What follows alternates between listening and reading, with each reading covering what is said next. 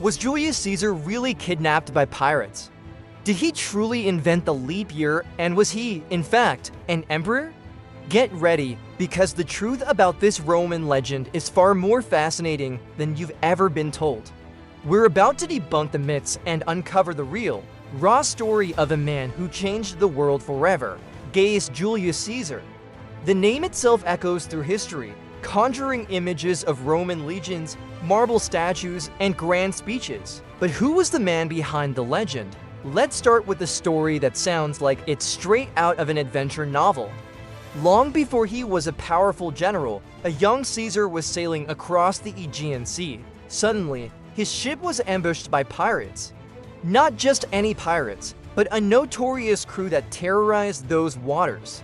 Most captives would beg for their lives, but not Caesar. When the pirates demanded a ransom of 20 talents of silver, Caesar reportedly laughed in their faces. He told them they clearly didn't know who they had captured and insisted his life was worth at least 50 talents. The pirates, both amused and intrigued, agreed. But here's where the story gets even more incredible. During his 38 days in captivity, Caesar didn't act like a prisoner. He acted like their leader. He composed poems and speeches, forcing the pirates to be his audience. He joined their games and exercises, all the while jokingly telling them that once he was freed, he would return to capture and crucify them all. The pirates just laughed it off as a joke. Big mistake. As soon as his ransom was paid and he was released, Caesar proved he was a man of his word. He raised a fleet, hunted down the very pirates who had held him, and captured them. And what did he do with them? He had them crucified. He did, however, show a small measure of mercy by having their throats cut first to spare them a slow, agonizing death.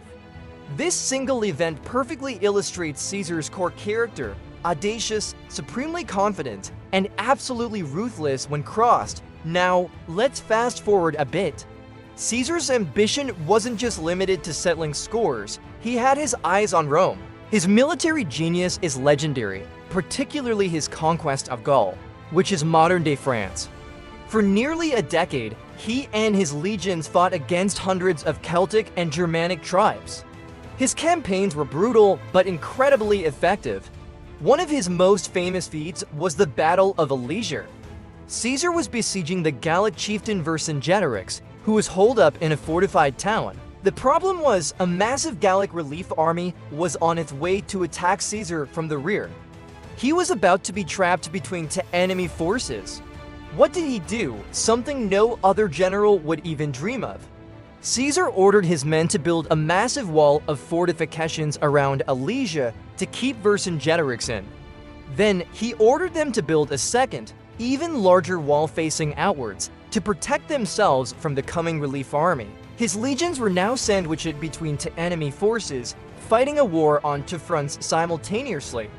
It was a gamble of epic proportions. Against all odds, it worked. Caesar defeated both armies, and Vercingetorix surrendered. The conquest of Gaul was complete, adding a vast territory to the Roman Republic and making Caesar fabulously wealthy and powerful. This brings us to a common misconception. Was Caesar an emperor? The answer is no. While he held immense power as a dictator, Rome was still technically a republic. The title emperor, or imperator, was originally a military title given to victorious generals. Caesar held it, but he was never crowned the formal monarch of a Roman empire. That honor or burden would fall to his adopted son, Octavian, who would later become Augustus, the very first Roman emperor. Caesar laid the groundwork, but he never sat on the throne. So he conquered Gaul, defied pirates, and held supreme power in Rome. What else?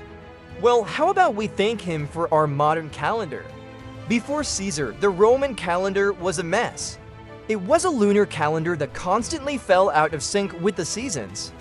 Festivals would drift, and administrative planning was chaotic. So, drawing on Egyptian knowledge of astronomy, Caesar introduced a new system. He established a 365-day year, with an extra day added every 4 years to account for the slight discrepancy in the Earth's orbit. Does that sound familiar? It should. It's the leap year. The Julian calendar, as it became known, was so accurate that with minor adjustments, it's the same system we use today. So every time you celebrate your birthday on the right date, you have Julius Caesar to thank. But Caesar's reforms and his immense popularity with the common people and his soldiers made many powerful senators in Rome very nervous. They saw him not as a savior of the Republic, but as a tyrant who wanted to be king. They feared he would dismantle the centuries-old republican system for good. This fear led to one of history's most famous betrayals. On the Ides of March 15th, 44 BC, a group of senators, including men Caesar considered friends, cornered him in meeting of the Senate. They surrounded him and, one by one, plunged their daggers into him. It is said he was stabbed 23 times. Shakespeare's famous line, "Et tu, Brute, and you, Brutus?" is likely a dramatic invention, but historical sources do suggest that when Caesar saw his trusted friend Marcus Brutus among the assassins, he resigned himself to his fate, pulling his toga over his head so no one would see him die. The assassins believed that by killing Caesar, they were saving the Republic. They were tragically wrong. Caesar's death didn't restore the Republic.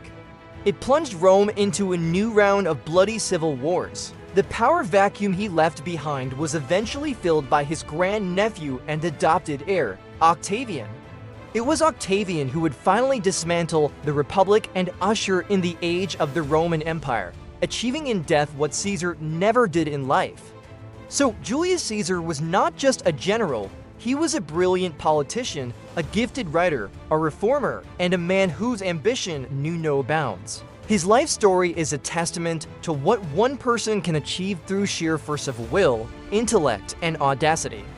He crossed the Rubicon, conquered Gaul, reformed the calendar, and ultimately set the stage for the Roman Empire.